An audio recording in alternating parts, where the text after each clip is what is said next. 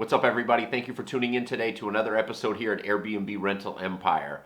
Now, today, what I want to talk to you guys about is why Airbnb is the perfect one-person business. You see, one-person business, solopreneur, there's different terms for it, but the idea is somebody that is able to work for themselves. You may have other people working around you in terms of your team. It's not always completely a one-person business. For instance, a writer might just write and edit his own stuff. That would be a complete one-person business. But this can be a one-person business, and for me, this really was a one-person business when I first got into it. When I say one-person business, I even had cleaners during that time, so it wasn't quite a one-person business, but a lot of people I know actually do the cleaning themselves because they may be living close by or they're interested in earning that extra revenue from it. If they're not operating at scale, that's something that they can handle. Reason number one that Airbnb is the perfect one-person business is the fact that it is location independent. You can do this from anywhere and have your property in another place and still be able to operate your business efficiently.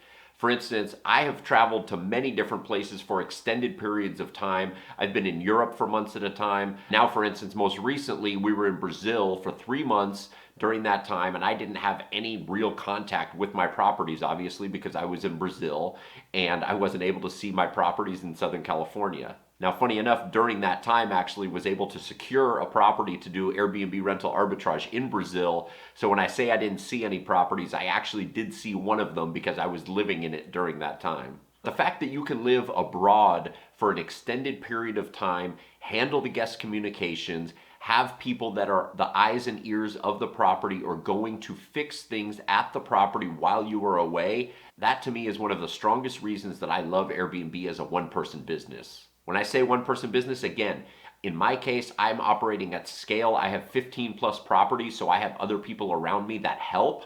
At this point in time, I'm not doing it as a one-person business, and it's not really possible to do it as a one-person business when you have 15 properties. But getting into this, just getting one property or 2 properties or 3 properties, you can definitely handle it.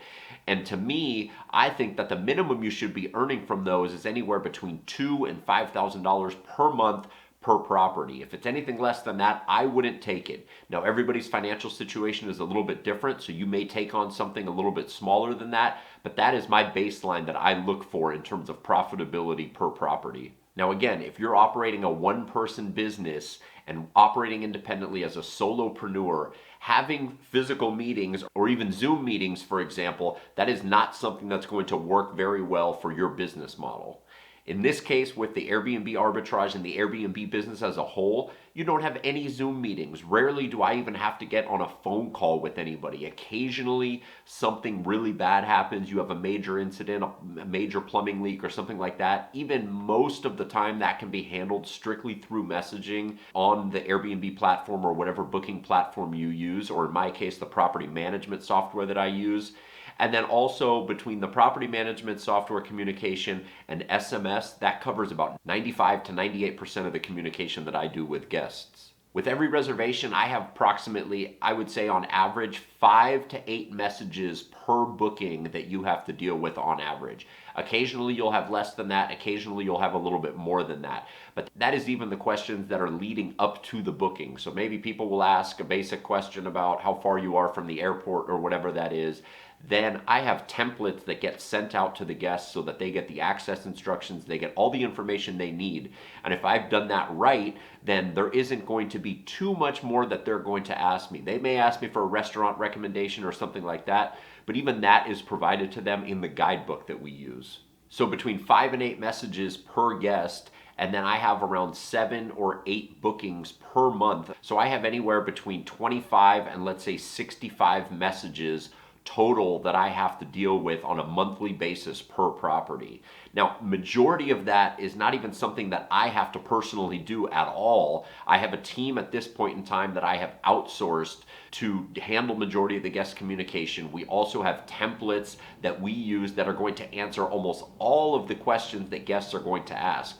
So even before I had my virtual assistants handling the guest communication, I had templates for nearly everything. So I would just have to click one button and send off the answer to 95% of the questions that we get. Those are things that are definitely beneficial to me in terms of looking for a one-person business that makes a lot of sense and operates efficiently. Now, the other part of this business that turns it a little bit away from a one-person business, but it really still is, because I am outsourcing a lot of the stuff surrounding my business. So again, you don't need to do this. A lot of operators operate everything themselves. They handle guest communication, they coordinate with their cleaners, they may even do the cleaning. But that's not something that I want to do and can do at the scale that I'm at. So I've outsourced everything. I have 3 VAs that are working around the clock.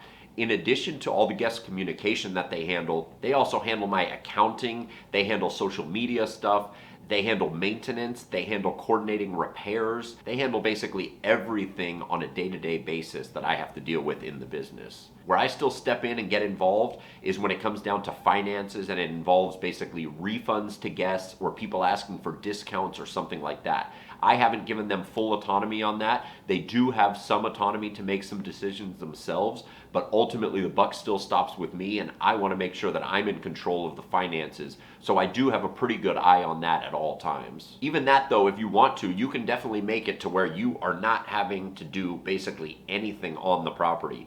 You can give rules and guidelines for your employees, for your VAs, or whoever it is that is doing the communication for you, how to handle nearly every situation that you're going to come across.